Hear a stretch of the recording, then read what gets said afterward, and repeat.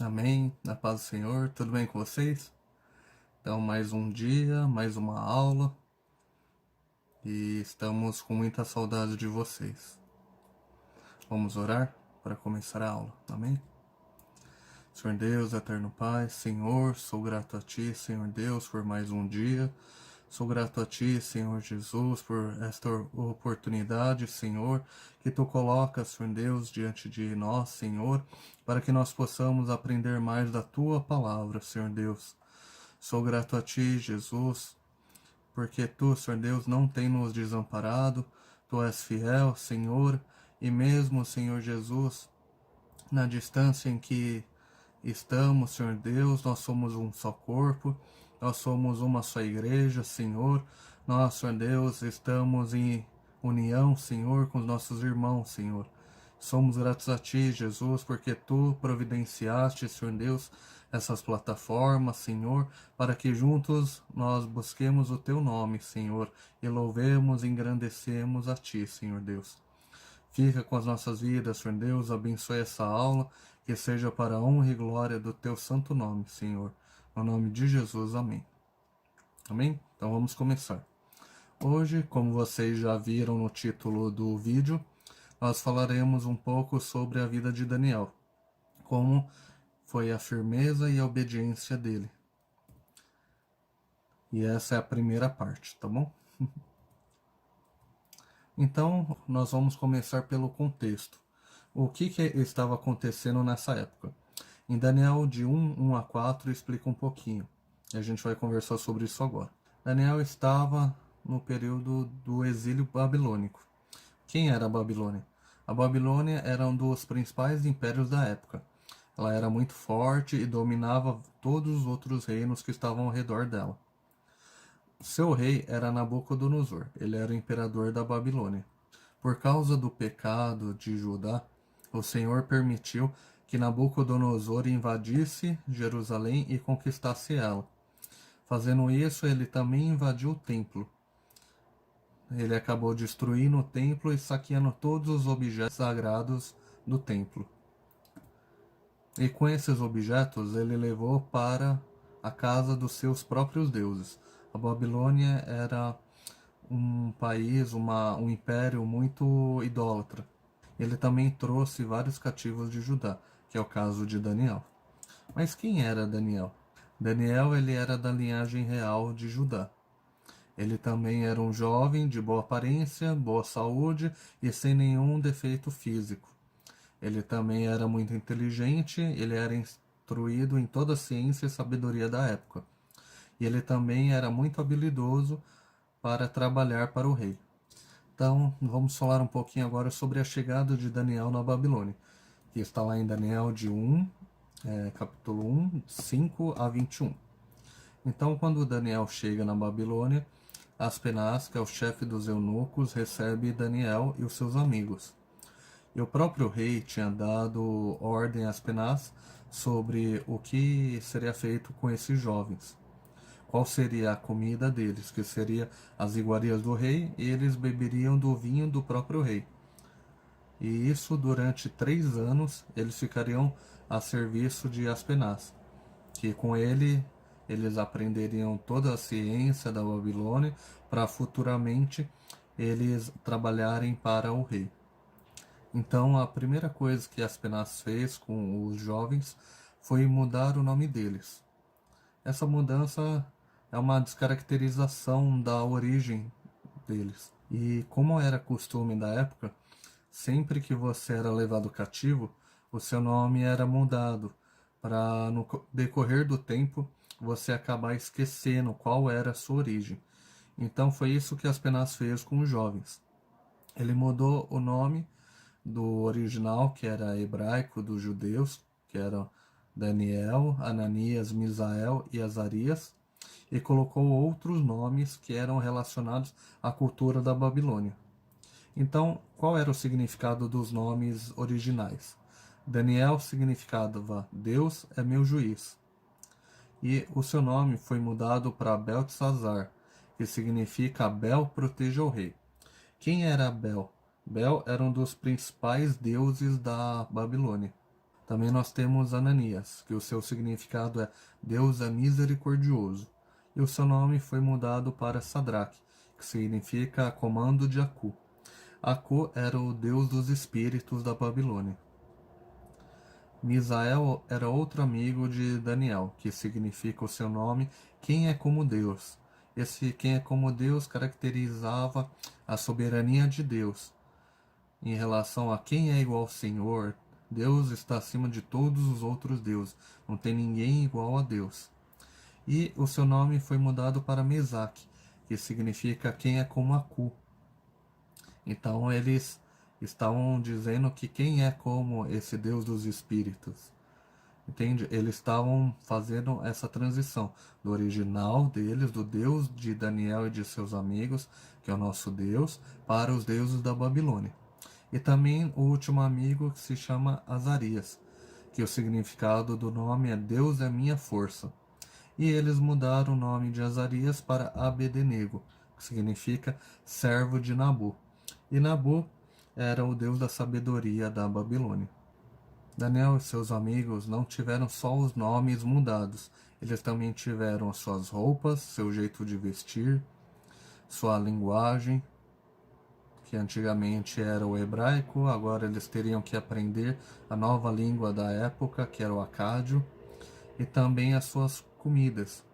E diante de toda essa mudança, Daniel ele propôs no seu coração de não se contaminar com as iguarias do rei, nem com a bebida dele. Então Daniel chegou em Aspenaz e falou que eles não poderiam comer essa comida do rei.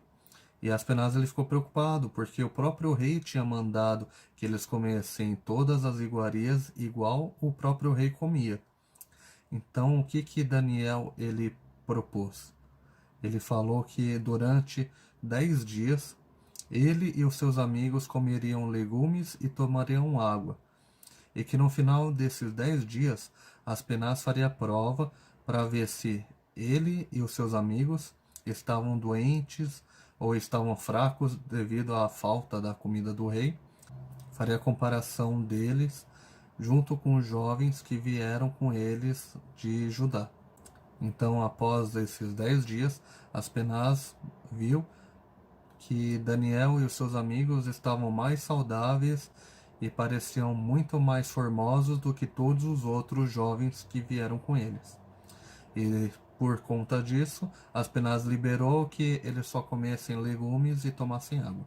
Mas por que Daniel não queria se contaminar? O que tinha de errado com essa comida? Essa comida era uma comida oferecida aos ídolos. Como nós vimos que na Babilônia existem vários deuses, toda a comida deles era primeiramente oferecida aos ídolos e depois ela era servida a todas as pessoas do palácio, inclusive ao rei. E também por conta que na cultura judaica você não pode comer alguns tipos de animais, que seriam o porco, a lebre, o coelho, tartaruga, alguns que são considerados impuros. Então por isso que Daniel ele colocou no seu coração não se contaminar com a comida do rei. E no nosso caso, vindo para a atualidade, nós também temos que ter muito firmes no nosso coração e não nos contaminarmos. Não com uma comida propriamente dito, mas com atitudes. Então, assim como Daniel, foi ele que escolheu não se contaminar com a comida do rei. Hoje em dia, nós também temos que ter essa decisão de não nos contaminarmos com o mundo. Porque o mundo ele oferece muitas coisas para nós, mas nós temos que ser firmes. Por isso que é uma atitude pessoal nossa para com Deus. Nós temos que escolher ser obedientes ou não. Paulo diz assim em 1 Coríntios 6,12: Todas as coisas me são lícitas, mas nem todas me convêm. Todas as coisas me são lícitas, mas não me deixarei dominar por nenhuma delas. E o que isso significa? Nós podemos fazer tudo, mas nós precisamos entender se essas coisas elas são agradáveis a Deus. Nós não temos aprendido nas outras aulas o que são as promessas de Deus para a nossa vida? Quantas são as nossas promessas? Vocês mesmos fizeram as atividades, expondo elas, falando o que Deus já prometeu para vocês, para a família de vocês. E uma atitude errada nossa, ela pode comprometer todas essas promessas. Ela pode destruir todas essas promessas. Por isso que é importante a leitura da Bíblia, obedecermos a Deus, vivermos a palavra de Deus, para que nenhuma dessas coisas nos atinjam, para que nós tenhamos confiança, estejamos fortes nos caminhos do Senhor. Amém? E depois que Daniel conseguiu provar que eles conseguiriam sobreviver sem consumir a comida do rei, depois desse tempo, eles foram levados diante do rei. E o rei fez perguntas para eles. E Daniel e os seus 3 amigos, eles foram considerados mais inteligentes 10 vezes do que todos os magos e os astrólogos que já trabalhavam para o rei. E agora nós vamos para Daniel 2. Em Daniel 2 fala sobre o sonho do rei. E qual foi esse sonho? O próprio rei ele não lembrava. Ele ficou tão atemorizado com o próprio sonho. Ele ficou com tanto medo que ele mesmo esqueceu o seu sonho. Mas ele sabia que era alguma coisa muito importante. Tanto é que isso tirou o sono dele. E depois ele pegou e pediu para chamar todos os magos, todos os sábios do seu reino. E ele pediu para que dissessem qual era o sonho dele e qual que era a interpretação, por que aquilo tinha afligido tanto ele. Só que os magos, eles disseram, tudo bem, nós vamos interpretar, mas nos diga qual é esse sonho, para que assim nós consigamos interpretar e digamos para você. Só que o rei falou que ele não sabia. E os magos falaram, mas não tem como a gente interpretar uma coisa que você não sabe. Ele falou, não, vocês têm que saber disso. É a obrigação de vocês. Porque senão vocês estão me fazendo esquecer do que era, mais ainda. Então ele pegou e, muito enfurecido, ele fez uma ordem para que todos os magos sábios do reino fossem mortos. Sabendo disso, o chefe da guarda contou para Daniel. E Daniel chegou diante do rei e pediu ao rei um certo tempo para que ele buscasse qual era o sonho e a sua interpretação. O rei ele autorizou esse tempo e Daniel, junto com seus amigos, eles foram e oraram diante de Deus. E numa visão durante a noite, Deus revelou esse sonho para Daniel. Daniel, após ter essa revelação, ele agradeceu a Deus, louvou e engrandeceu o nome do Senhor, e após disso, ele foi diante do rei e revelou o sonho para o rei. Então, no sonho, ele fala que o rei estava olhando e foi construída uma estátua muito grande, terrível, na frente dele. E essa estátua, ela era dividida em algumas partes. A cabeça da estátua, ela era de ouro. Os braços e o peitoral da estátua eram de prata. A coxa e os quadris da estátua eram de cobre. As pernas da estátua eram de ferro e os seus pés eram uma mistura de ferro e barro. E apareceu uma pedra. Essa pedra, ela foi cortada e foi lançada sem auxílio de mãos. E essa pedra veio e atingiu os pés da estátua. E a estátua começou a esmiuçar, a ruir. Ela acabou caindo por inteiro e não sobrou nada da estátua. E essa pedra, depois que destruiu a estátua, ela se transformou numa grande montanha que ela encheu toda a terra. E esse foi o sonho do rei. E Daniel, ele também deu a interpretação do sonho. Que ele explicou para o rei que na estátua a cabeça de ouro era ele, era Nabucodonosor e o reino da Babilônia. E Daniel explicou que depois do reino de Nabucodonosor viriam outros reinos que seriam mais fracos do que o dele.